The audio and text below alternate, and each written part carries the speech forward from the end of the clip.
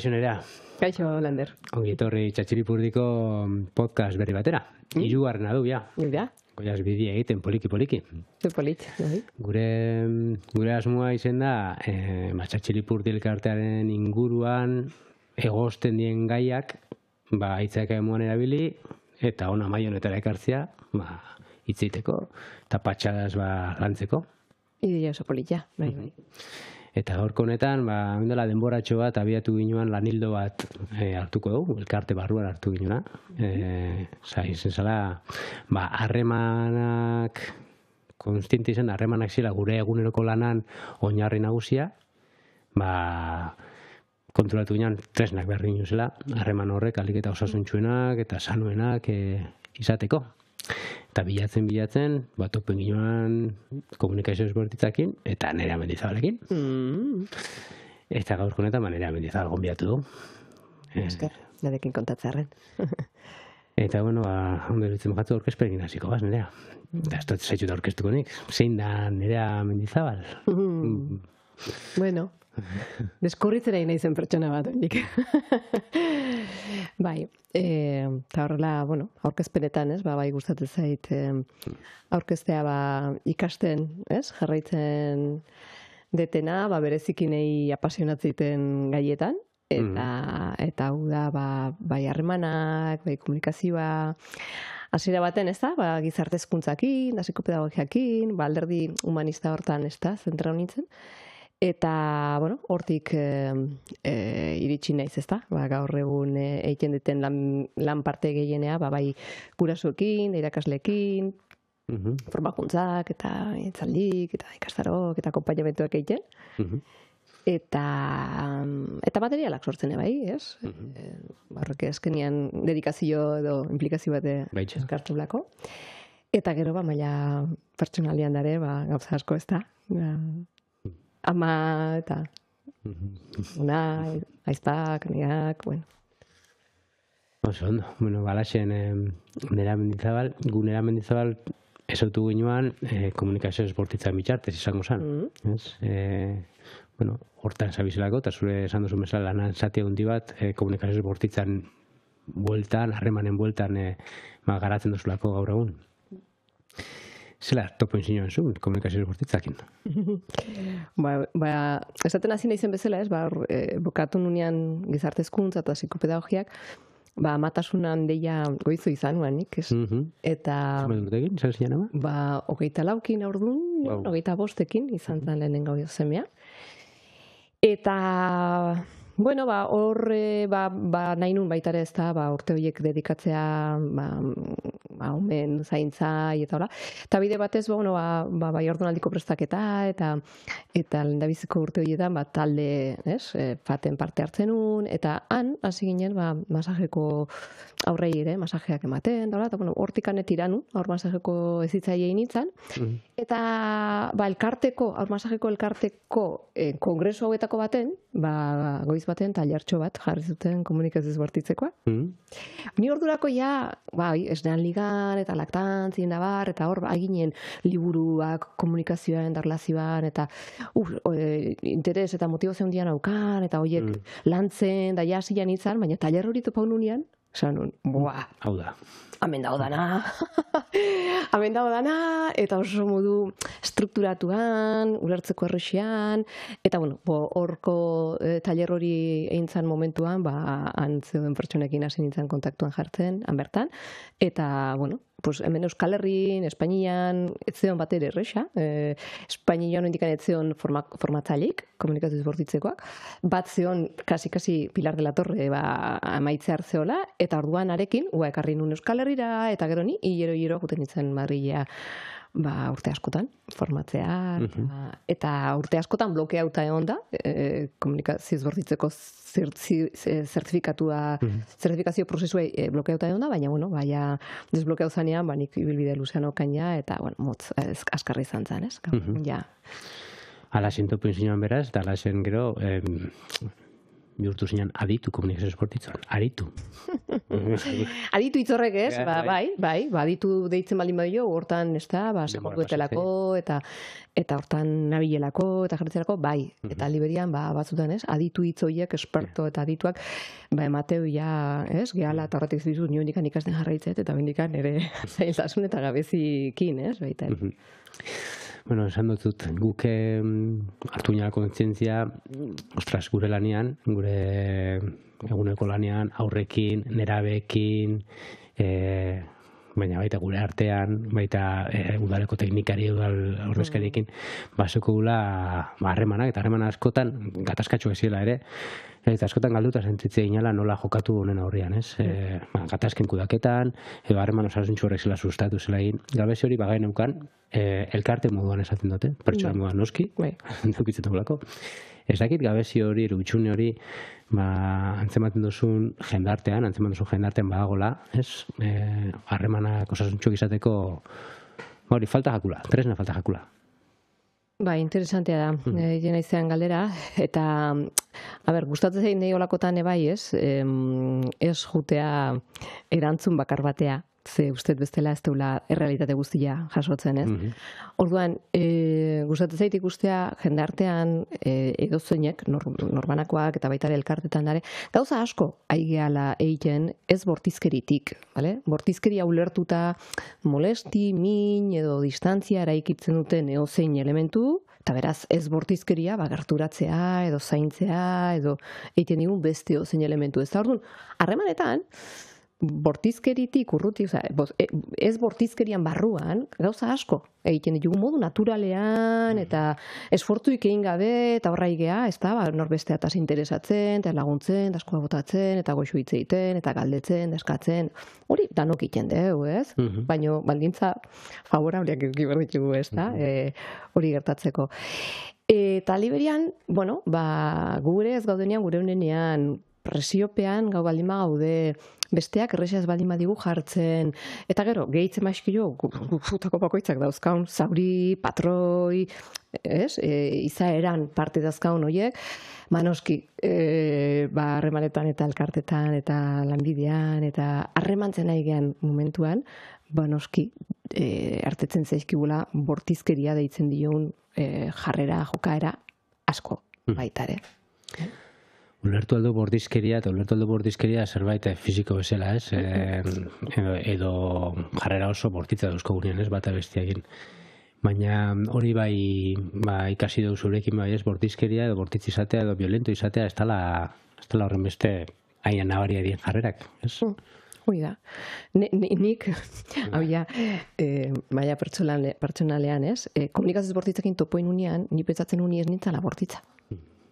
Porque nintzen jartzen agarrasika edo agresio, ez da nire estilua, ez? Orduan, nire pentsatzen nun, ni ez nintzela bortitza. Lehenko zaplastekoa hor jaso nun, ez? Jabetzen, nuntzion eta nolakoa zan nire bortizkeria, nirekiko eta harremanetan, eta, bai? Eta hori izan da niretzako puntu importantetako bat, sozialki ulertzen dalako violentzia, normalean nahiko ados euten geha danok, jotzeo, iraintzeo, agresio, baina bortizkeria askotan isiltasun batean, edo komentario batean, edo xasta hortxe sartzen ditugun, gauza horietan, molesti eta min eta distantzia asko sortu ezagun gauzak dira, Argun hori, claro, eta harremanetan ezin geha horietatik eskapau, eta hor, esango nuke, gizarteare gure paradigman gauzak funtzionatzen, hau marxalek zatezun, 8.000, 10.000 urte dara matzagula, gauzak esti joaztenian nik nahiko nuken bezala, edo lortu nahi deten hori ez datenian lortzen, jotzen deula bortizkeri taktika mota desberdineta, ez? Orduan, honen azpilan, da hon bizio edo paradigma da gauzak ikuste jugulako zer dago ondo, zer dago gaizki, zer da zuzena, zer da okerra, zer da justua, zer da ez da, eta horren baitan, jugungo geha, hartzea, bakoitzak dauzkagun teknika edo taktika, preferituenak, ez? Bakoitzak egingo dago, bere kaldabena, ez da? Aldaer moduan. Eta hemen dago beste gako bat, zurekin bai ikasi duguna, gure metodo bortitzak, gure harremantzeko modu bortitzak, horrek ere ez dira onak edo txarrak. Eta, bueno, bortitzak izango gara, ero jarraituko izaten bortitzak, alaxe beste modurik ez dugulako, ero momentu horretan hori erabaki dugulako, kontzientzia gabe. Bai. Eta hori da gehien atraitzeiten nahi komunikazioz bortitzetik, ez? Ze modelo askotan ez entzuten deu, eta jarraitzi jugu, ez da epaitu behar, da ez kritika, eta ez izan bortitza, eta ez azarra, eta ez jarri agresibo, eta claro, hori nahi deula, eta gizaki askok nahi deu hori, baino ez da erreala, ez? Hau da, gizaki bezala, nik uste dut humanua, ez? Gizati arra dela, guantxe bertan esan duzun bezala, momentu batzutan, egoera horrei aurreiteko, ez topatzen estrategi eraginkorra hoikan, kudeak eta hortan, ez? Modu zaindu baten, edo modu aldeuna egiten dugu, ez da, aldegun hortan, ez du esan nahi justifikatua daunikan, eta, ez, aurrea hola jarraitu behar daunikan, baina bai lehenengo, ez, komunikazio bortitzak hortan lagundu nahi gula, ez, ulertzen bortitzak, edo bortizki aritzen gehanean, gure ze arrazoik zerk bultzatzen gaitu, ez, nola zerk eramaten gaitu, aktua duen bezala, eta horrekine ulerkorrak izaten, ez? Ulerkorrak izaten, egoera hortan, lehenengo, pieza importante bat azileik eulako ikusten, ez da? Gizakitanok, gure beharrak asetzeko, aktuatzen edo jokatzen ari galako momentu oro, ez da? Eta batzutan modu torpean egingo dugu hori, eta beste batzutan, modu osasuntxuo edo zaindua hon, ez? Orduan, bizio horrek nei, Lasaitu, iriki eta esperantza emateit, ez? Ez hor gelditzeko, bale, nola danako laite den, nire alaxe gaizkirten dit, gaizkitzen ditut, baina zingo dugu, hau naiz. Ez puntu hortan, baizikan ulertzen maila hortatikan, askoz, ez? Probabilidade gehiago laizkelako, norbeakine, ez? Ondo tratatzen hasi eta evoluzionatzen edo zaintzen juteko beste estrategi batzuen bila, ez? Bueno, komunikazio bortitza, ez bortitza, hortzen definituta. Oso, elkarrizketa azaleko izango, baina, pixkaiz bat egin dugu. Komunikazio bortitzaren gakoa edo helburua ez da, eta hori behin baina gehiagotan aipatzen duzu, ez dela besteak egingo da hori aldatzea, edo jarrerak aldatzea, helburua ez da hori. Eta helburua plantatzen da, komunikazio bortitzak bilatzen da dela, konexioa aurkitzea, pertsonen arteko konexio hori. Zailena. Azaltzeko, bentzua nahi bentzat, beste gauzak oso tangileak edian, eta bitu, ulertzeko errezari, konexio hori, ez? Kontzientzia jartzea pertsonen arteko konexio horretan, eta niri konexio hau nahi dut, pertsona honekin nahi dut konexio hori zaintzea, eta horretarako baliagarri izan da komunikazio bortitza. Bai. Nik lehenengo aldiz, hola, konexio hitza, komunikazio bortitzean entzun nun, porque no ez dela konexioa gehiago, teknologiakin da, hasta kipa, hola. Baina konexio hitza neire, hola itezizan, oia, berra, zertaz dijoa hau, nola da, ez? Nahi gustatzen zaite konexio hitza esaten deunean, edo nola bai komunikazio bortitzan barruan bilatzen dana, da bat egite hori, edo sintonia hori, edo topatzea. Izan leike elkarru lertzea ere, ez da? Baina aratago dijoa, bai? Ze konexioan, emateu gaina, konexioan zutanik ameko konektauta, eoteko, intentzionalidade hori dakaun, baina konexioa lehengo komunikazio bortitzan norbeakin da baitare. Orduan, zezan nahi du konexio horrek, niretzako da, badakat intentzio edo gogo bat, deskubritzeko, ezagutzeko, ikusteko, ez? Zei da pasatzen ere barruan, eta orduan, konektauko naiz nirekin. Eta zertan konektauko naiz? Konektauko naiz, nire korporalidadeakin, nire gorputza ontsi bertan nola dago, nire burua edo nire burutazioek mundi dabiltza, konektau naiteke ze emozio dauzkaten, ze desio edo behar edo dauzkaten. Nire intentzioa hori deskubritzen jartzea desberdina da, nik nire buruai esatea baino, venga nerea, lasai omerdezu, eta ondo espresa bertzea hemen, eta berdanak ondo enten itzei zuen, eta berritze egokiak ibiltzei juzun, Ez, hor baldimanao, hain naiz nire buruai lortu nahi arazten, edo emaitza batzuk, edo jokaera jarrera batzuk eukin nahi izaten, ezta? Eta intentzio oso desberdina da, gauza bat lortu nahi deten, edo, ikusi nahi den, a ber, ui, nola nagoen, ez? Hori nekin konektatzen nahi zen bezala, interakzioetan, edo harremanetan nagoenean, berdin, eta klaro, hau, roi honean, da sintonian, da errex goazenean, errexa da, konexio hortako ez deulako esfortze hondikin, ber. Baina, klaro, zu nahi dezuna, eta nik nahi dena, espaldima da, berdina. Akietan gertatzen da. Nere barruak, nik zen nahikoet, nik lortzea nina eten hori, zenek pentsatzet nik arrazoia dakatela, zen nik pentsatzen hori dela honena, hori dela inberko zendukeena, inkluso batutan zure bebe arrez, da hor ja, jartzen ez gaina, ez? Hor intenzionalidade hori ez da, benetan, ez, gure artean fusio hori, elkarru lertze hori, sintonia hortan, baizikan, zu aldatzen, zure gandik nik zerbait lortzen, ez? Orduan, bueno, konexioak pixkat, nahi hitz bezala, hitz bezala gehiago laguntzeit, ez? Badakat gogua, edo bakat espazioan ere barruan bestea eta zerbait gehiago ezagutzeko, deskubritzeko, ze horrek eramango nau konektatzea, ez da? Beste aldean ere ze pasatzen nahi dan. Nola sentitzotean, ze esperientzia ukitzen nahi dan, nola bizitzen nahi da, ontsi bertan, berak nahi duna, eta ni nahi ez detena. Piskat hortikan nahi eramaten hau ez, konexio hitzorrek. Bueno, guk konexioa, komunikazioz bortizkeria, bueno, poliki bagoiaz, ulertzen, edo pixkanak gaiten, geure egiten ere. Claro, komunikazioz bortitza, dare tresna mordo bat, harreman horretan trebatzeko, harremanak osantxo iratzeko trebatzeko, ez? Komunikazioz bortitza aukeratu ginoanean eta hortan foku jarri joan izen zen, eso zer zehatza plantatzen zebala ere. Oinarte hitz egin duguna oso lainuan gelitu alda, ez? Komunikazio bortitzak lain hori geisten dago eta metodo bat, egiteko modu bat plantatzen dago. Eta hori bai da, igual beste bat tresnak ez da bena eskaintzen. Beste hausnarketa eta konexio bat hori, eta hau zela egiten da. Bai, Lander, nahi hau da, gustau zitzaiana asko, ze nik mentorren gizartezkuntza eta psikopediagiako ikasketetatik, eta hor, karreran, klaro, entzuten lan dute ikasi eta aprobatzen ditula gatazken kudeaketa eta empatia eta asertibidadea, eta hori nik banakin aprobatzeko aina jartzen, ez? Baina gero hori gauzatzen, ez? Praktikara ematen eta egunerokotasunean txertatzen, ni oso motz neon, ez nintzen iristen. Darun, struktura hori, ez?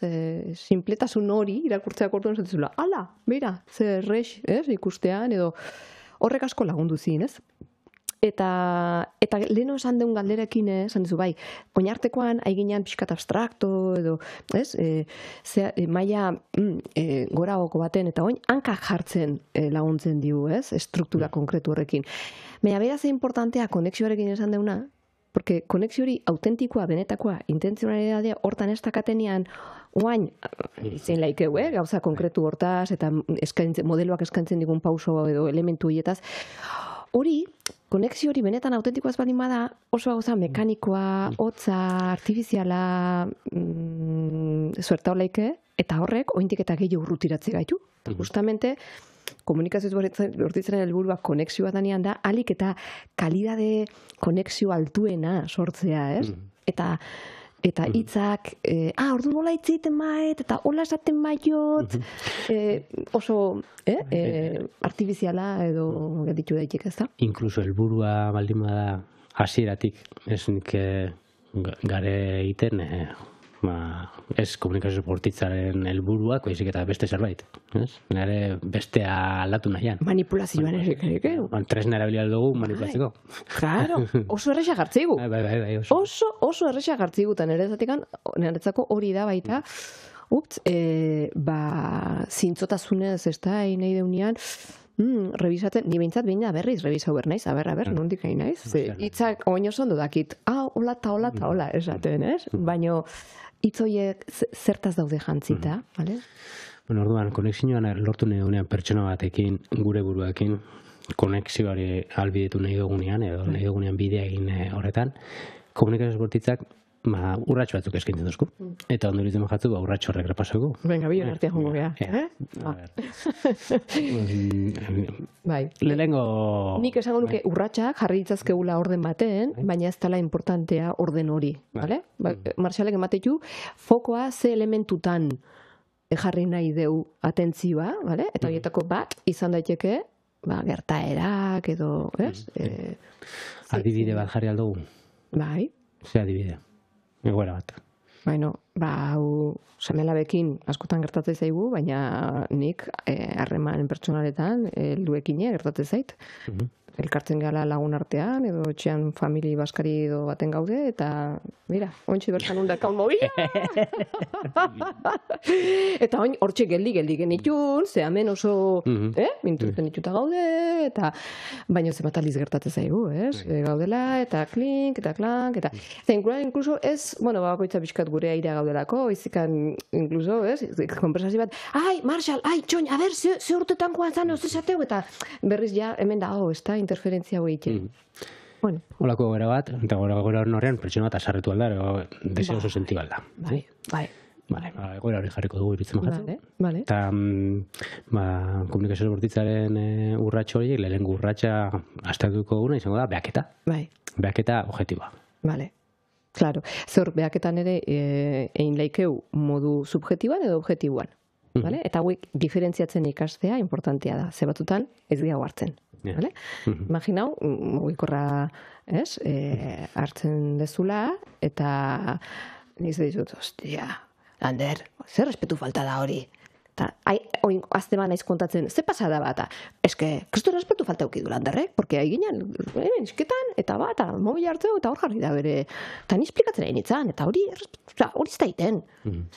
Arduan, kontatzen nahi naiz, modu subjetibo baten, ze hain naizeten zuk zer etzen du niken inber, zer dan, modu generalotan. Orduan, objektiboa izango zen, mentxe dazkaun kamara hauek, guantxe, grabatzen, jaso dutena. Eta zer da jaso dutena? Baitzeiten eginela, eta momentu baten, zuk mugikorra hartu dezula. Eta hasi zehala, mugikorrai behiratzen. Hori izango. Eperi gabe, balorazioari gabe, da, ikustea kamarak zer jarri daren. Bai. Como mucho, igual nik hemen esan dutena, Lander, itzeiten nahi naiz, entzuia zu, lako zerbait esan mandet, hori jaso du kamarak, ez bakarrikan ikusi dana, baizikan entzun dana. Oso, lehen urratxa beraz, behaketa objektiba. Bigarren urratxa litzake horrek, gertaera horrek, niri sortu doztana, sentimendua sortu doztan hori. Bai. Bai. Orduan, aibalimaga ikusten, zuk hori da, nei ze gertatu zaiten, aibalima naiz behiratzen, ikusiko nuke, nik, ostras, hori gertatzen nian, irritazio, aserre, frustrazioa, sentitzetela momentu hontan, ez? Behiratuko genuke gure ze impactu eukidun honek. Asaretu naiz, tristetu naiz, edo... Frustrau naiz, hori da. Eta hemen diferentziatzen interesantea da, ze batzutan emozioak oso agerikoak eta garbilak dira, baina beste batzutan, eske, sentitzet ez ditela errespetatzen, Landerrek. Imaginau, ez? Inkluso zuri ez debaizut, eske ez naiz errespetauta sentitzen, Lander. Ze sentitzen duzu, ez naiz errespetauta sentitzen. Claro, nola sentitzet jartzet, pues emateu sentimentuta zain naizela. Eta hemen, komunikazioz bortitzak ere, elementu hauetan, bai laguntze digur desberdintzen, ez da? Zer dia sentitzen deuna, eta zer da pentsatzetena. Vale? Porque ni hain izena da pentsatzen, zuk ez diazula errespetatzen. Eta hori ez da sentimentu. Hori ez da sentimentu. Hor ez da ikastaro, sakon bat, baina... Garitxin espres, bai. Orduan, nola sentitzen naiz, pentsatzetenean ez ditela respetatzen Landerrek. Ostras, frustrauta, impotentziakin, edo minduta, bale, pues... Lehen urratxa, behaketa objektiboa, bigarren urratxa sentimentuak, hau da, pertsona bat aukeratuta zela sentimentuko inaken, eta gero mendator agian hirugarrena eta klabe dan elementua dala zuk sentitzen duzun, kasuntan ere, zuk sentitzen duzun horren azpian, zer dago, ze behar asetu gabe dago, ez? Lander, oinarteko paradigmak, esan digu, ni azarre frustrauta eta impotentzinekin nago, zezuk, mugikor hartu ezu. Zezuk, hori etzen du nimer. Zezuk, ez diazu errespetatzen. Bale? Oin arte jendeun lekturak ematen du gure emozioaren erruduna edo arduraduna edo provokatzen duna bestea dela, Eta orduan komunikazio bortitzak esatigu, ez kontuz. Gure emozioen ardura edo gure emozioen jatorria gure beharretan dago. Eta horretik esatigu identifikatzea beharrak izan laikela parteik importanteena. De hecho, gatazketan, gatazkara eramango gaituna hori izatea, ez identifikatzea bakoitzaren beharrak eta engantxatzea estrategietan. Orduan, kasu hontan, nire haserre, frustrazio, irritazio horren atzean, ze naiz aldarrikatzen, ze naiz zaindu nahian momentu hontan, eta ez deten aukizuk mugikor hori hartu ezunean, hori deskubritzen jarri naiteke, ez da, eta izan naiteke, behar badanik, nahi detela, edo baloratzetela, ez da, hartu eman horiek, esanguratsuak, eta konexio hori, eta partekatzeak, eta... Errespetu izan alda? Errespetu ere izan lehike, bai? Kontua da, errespetu hitzak, karga handia daka, bai? Eta orduan, galdeko antzatan, niretzako zer da errespetua momentu hontan, ze esan nahi dauka errespetuak, ez? Eta imaginatzen, pues igual, ni hemen zerbait esplikatzen ebali naiz, eta zuk hori temazu, mugikorra hartzen bazu, niretzako errespetu izaleke, nire esana, edo esaten nahi naizen hori ere, aintzat hartzea, edo, ez? Ni ere entzuna izan nahi dut, eta orduan niretzako errespetua igual hortik handaka, eta hori igual hobeto. Piskat gehiago esplikatzea, errespetua berdet, esatea baino.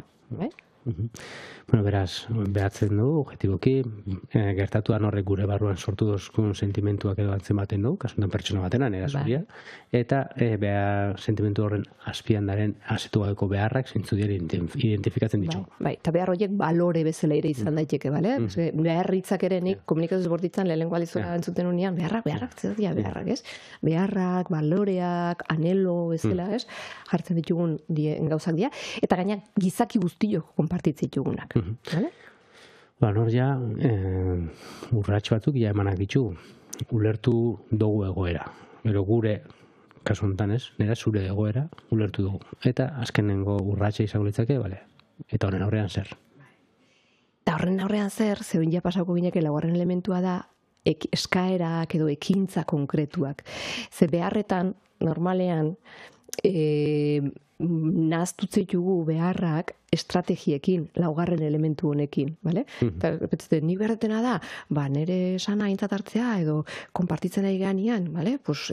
Armen pertsonen artean konexio eta hartu eman horiek, zaintzea nik behar dut eta hori hola jarri ordez, behar dena, zuk, momentu hontan, mugikorra zibiltzea eta nahi kasu itea.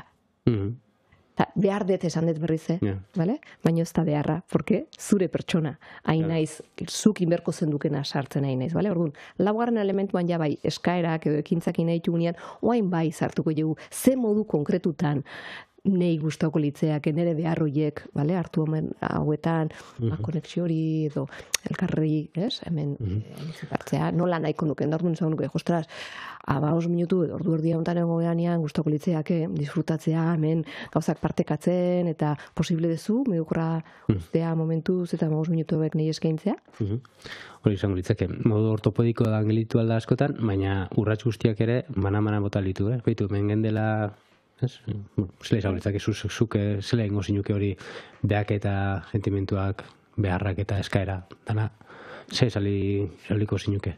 Modu formalean? Modu formalean, bai. Formalean izango zan, ikusteten nian hemen izketan nahi gehala, eta mugikorra hartu ezula, konturatzen ez ni frustrau iten naizela, eta molestatzetela honek, zenderetzako importantia da. Momentu honetan, nire, gure arteko konexioa zaintzea, eta horratikan posible zen duke, mugikorra ustea hitzeiten nahi gan bitarte honetan. Oso ezberdina, esatea, nera beti zabiz berdin, hostia, kendu telefonoa ja bengoz. Bai.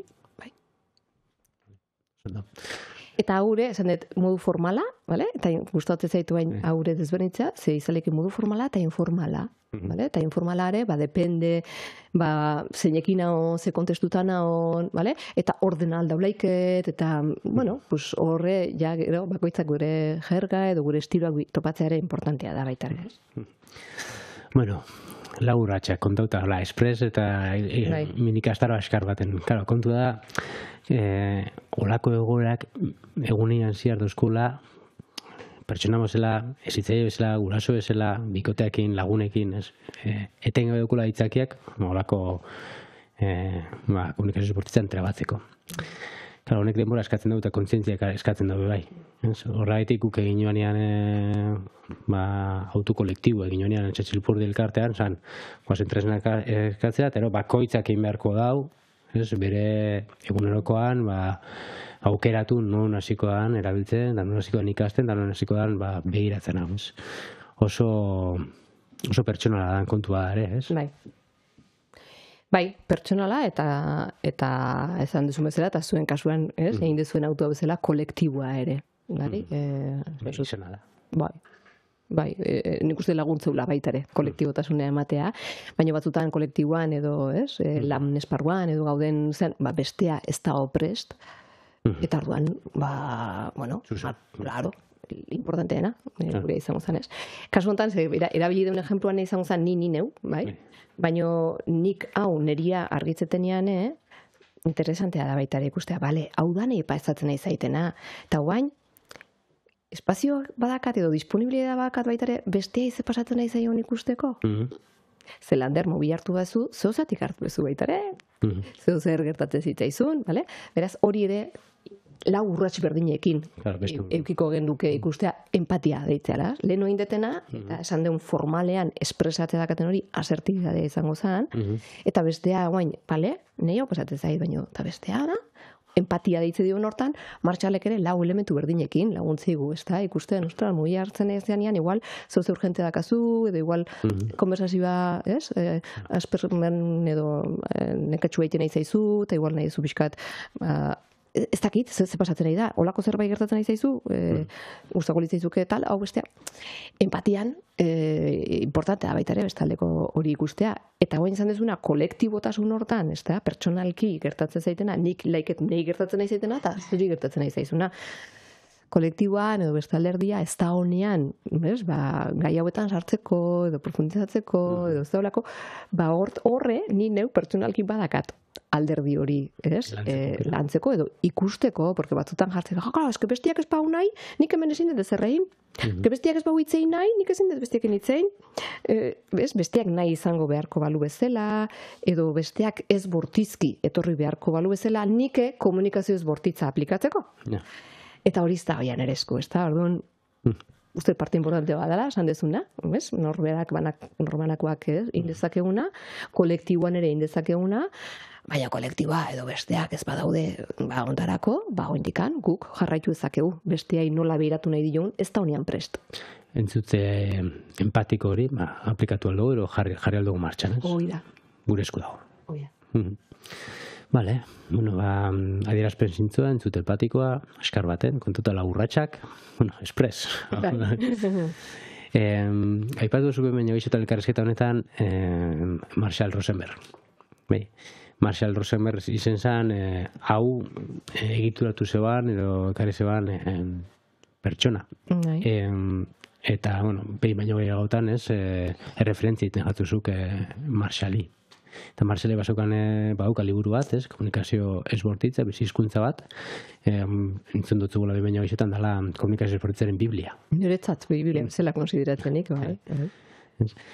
Liburu hau euskaratu ginen dela 2008an, uste dut, 21 hasieran, eta hau euskarara ekarri ginoan, eta euskeraz irakurtzeko aukera badaukagu, zer suposatzen da zuretako komunikazio esbortitzan liburu honek, bizizkuntza bat. Nik uste justu liburu hau ze liburu gehiago ditu, Marshallek, baina hau da, bere modeloan printzipio oinarrizkoiek jasota daudena, gaina kontestu desberdinetan, eta harreman desberdinetara eramateko moduan, pausuak oso ondo argaitzetuna, niretzako da, esan dut bezala Biblia, eta hor mesanotxean eukitzeko moduko zerbait, ez? 40 hizkuntzatara dago itzulita, eta horrekin ikusten zerbait esan nahi dula, ez? Eta horietan, euskeraz ere eukitzea, niretzako kriston notiziona eta oso pozgarria izan zen, eta bai, eta nik arro, juten naizen lekura, esaten liburuak, eta guen jauzkeraz daukao, txatxe liburu didiazker, Bai. Hizkuntza baino gehiago dala, baina, karo, hemen eduki desente dago, eta zu zeuk hitzaurra egiteaz gain, karo, hemen parte hartu zinuan ere, ez zuzentzen hizkuntza, baizik eta zuzentzen, atzean daren edukiak, Juan Batismo ordo badare, adio, bidea. Bai, eta nik uste oso lan bikaina intzula euskeratzen Diegok, bai. Eta euskeratze hortan, alderdi teknikotikan xapo, eta gero bestetikan, kontenido esan nahi, modelo honen esan nahi hortan hitza oso ondo itzulita bali madore, nabardura asko daude, ez dana erresa dana ez ajustatzea Marshallak eman naizun mezu edo zean, eta horrein nire aportazioa ajustatzeko harik eta hobekien, ez? Bueno, liburuaren portadan, Oiane Sánchezekin zan portadan agertzen dira jirafa eta txakala. Bi komunikazio bortitzaren bi animalia. Metafora bezala estara biltzen ditugu, Marshallek aukeratzen zituen. Kontuko zure pixkate zer dan jirafa eta zer dan txakala? Bai, txakala erabiltzen da, bortizkeria representatzeko. Hemen, kontu handia baita ere, ze pertsona batzuntzako baita ere hemen badago animalia hauekin, zeatikan animalia hauek pixkat, zerbait ona eta txarra bezala zaurditzazkegulako, eta justamente, lehen ozan dugun bezala, ez da komunikazio bortitza txarra dela eta komunikazio bortitza ona, hori da, ez da txakala eta jirafa ere, ona eta txarra bezala, ez? Orduan, txakala bortizkeri bezala erabiltzeko Marshallentzako ezaugarriak zauzkan, asoziatzea ematez iluna hainbat jokara jarrerekin, ez? Adibidez, oso altura bajua, perspektiba, ez? Oso motzean, ez? Zopatzen dunakin, reakzionatzen duen. Askotan beharrezko dela. Bai, eta animali honek ere, bere bizi iraupeneako eskerrak hola aktuatzeun, eta horri esker jarraitzeu bizitzen, ez? Orduan, bueno, aktuatzeu reakzio hortatikan, edo ospa eginaz, baita ere, ez? Eta hau gizakion eskuntzara ematen deunean, gizakiok ere ikusten deunean, gure etzako importantea dan aspekturen bat, arriskuan dakaula, edo ez da hola, guneko genuken bezala, gure horren alde burrukatzeko modu bat, da eraso egitea, edo defendatzea, edo ies egitea. Orduan, pixkat hori representauko luke, bortizkeri horrek, txakalaren irudiakin. Eta jirafak aldiz, animali bezala, altura, bakigu, animalirik altuena da, eta orduan horreke perspektiba zabal bat eraguntzen dio, eukitzen egoerekiko, eta antenatxua dazka, uinak perzibitzeko, eta gero animali honeke bihotzik handien amendaka, bombea erdiolako oso fuerte, odola goraino. Aiatzeko orduan. Hau, ezaugarri hau ere, gizakion hizkuntzara pasatzen ditugunean, edo realitate honetan, gizakiok jartzen ganean egoeratan distantzi bat hartzen, eta ez hor, sartuta gaudenian, meoi hortan, bezikan, distantziekin ikusten, eta intuitzen edo perzibitzen hasten ganean, lehen osan deun konexio hortan, ze pasatzen nahi zainei, nola da, ozatik hau eta, eta bestalia, ze pasatzen nahi hautea, intuizio hori perzibitzen, jartzen gehan einean, eta gaina, bihotzetik konektatzen gehanean, horrek gizakiok, ez da, plan hortan jartzen gehanean, egoeran elkar ulertzeko, edo espresau nahi detena espresatzeko, besteari epaitu, edo erruak botagabe, eta besteari ere ulertzeko, eta empatizatzeko, eta formato hori hortara eramaten gaitu, ezaugarri hauek, eta hortikan ere, egoerak kudeatzea, irtenbideak topatzea, bat dijoan ezera bat izango zen. Ez da, orduan pixko bat, animali honek ere dauzkan ezaugarri horiek asoziatzen eramaten gaitu Marshallek modu hortan erabilizunean. Jirafa eta txakala. Egunerogaz txakal, egunero izan gaitzezke jirafa ere. Sortzen dauko... Totalmente. Bilak aigea egunero, seguraski, ez? Eta bilak beharrezko. Bai, eta esango nuke bilak egiten nahi geanean perbada batzuk esango duke baina eske oso txakal nahi, oso txakal nabil. Igual gustako litzeakena, baino, ez? Gehiagotan naho, edo etapa baten naho modu hortan, ez? Baino aziran esan duten bezala importante irutizik baita ere, ez da, aitortzea eta rekonozitzea non hain naizen baita ere, ez da, modu jirafan, eta jirafake lagunduko diula, txakal nabilen momentu asko edo gutxi hoietan, nire jokaera jarrera torpe hoietan, bueno, nirekiko ulermen hori, eta nirekiko onarpen hori, eta apoio hori ematen, aldeten neurrian, evoluzionatzen juteko, eta txakaletikan, eraldaketa hori egiteko jiraferontzez. Bueno, hortzen erronka, hortzen aukera, hortzen dauko aukera bat, bentsat, komunikazio esportitzak eskintzen dozkuna. Maitzen jomeko asian erea. Bueno, guztuak, baina. Ez da, Peru zema denbora goia zen, ja, edo marrea paso bat nada ez, baina. Amaitzen joateko, nerea basabiz esan duzu materiala sortzen, liburu dixente argitatu dituzu, ez hitzeintzako, gurasoentzako, gitarra batekin ikusi zaitu. Bai, azken urtetan ja lanea gitarrakin. Lanea gitarrakin. Eta ikuskizun bat beha martxan dago, ezta? Bai, gatazka edo azka, egia zan asko disfrutatzen deun ikuskizuna da. Eta iruditzen zait, formatua ere, bueno, erakargarria dela, nahi bintzat alaite zait, eta ikustea jundienek edala esaten dute. Bueno, gai hauek azkenian badutelako bere sakontasuna, eta bere pixuak ere badaukate, eta osnarketa, eta norbea ere juten geha, eta nika ondo. Eta, bueno, ikusikizun ontako plato fuertea esango nuke, gai hauek dala lantzea, baina humoretik, eta musikatik, ez da, beraz, kodigo haueken ikustez, bueno, asko laguntzen dutela, eta jendeare, reflejautat, identifikautat sentitzea, baina, bueno, humoretik eta norbere buruatik ere parrapiskateiaz, importantea dela. Ederki, guk liburua euskaratu ginoan, bire laguntzea izan ginoan zeuria hasieratik jarraitzen dugu, txatxirira gerturatzen den ezitzaile guztiek, oinarrizko formazio bat jasotzen dabe. Falta jakuna da, igual, honi egunerokotasunean urtean zehar, ikasurtean zehar, nola emon jarraipena, nola jarri hor, bakoitzaren baitan gelitzen da, neste autokolektibo izan, nola inaldugun hori, ez? Proiektoren erdigunera ekarri. Bueno, poliki. Bai, bueno, nik uste parte importante bat, da norbeak, ez da, baina gila da norbeak bakarka egitea eta konstante eta jarraipena ematea, errex deskonektau gaitezkela, ez? Eduki berde oso garbi eta, ez, eukitzea habitotan, eta, bueno, beste modua da baitere, zuen elkartetikan ere hain, ez, garbi dakazuenean, honekiko apustua egiten dezuela, horrera ikustea ze modutara, ez, sartzea habito txikiak, ez, elkartzen ganean, bilerak dazkaunean, ez, mezutxuak, bizkat, hause beha bezala, ez da, olako gauzak, nik uste laguntzen dutela, txak, venga, horre ukitzen, eta... Presente goten. Hori da. Nerea, eskerrik asko, gurte guztietan bide lagun izatearen, eta gaur kontan, embajada hontan placer bat, gustu asko, eta, bueno, amaitzeko itxura nahi dugu hartzia, bideo podcast guzti hauetan, gure gonbidatuei, kasuntan gonbidatuari, abesti bat eskatu, eta horrekin amaitzea gure podcasta. Zein da segaitxik aukeratuko dugu?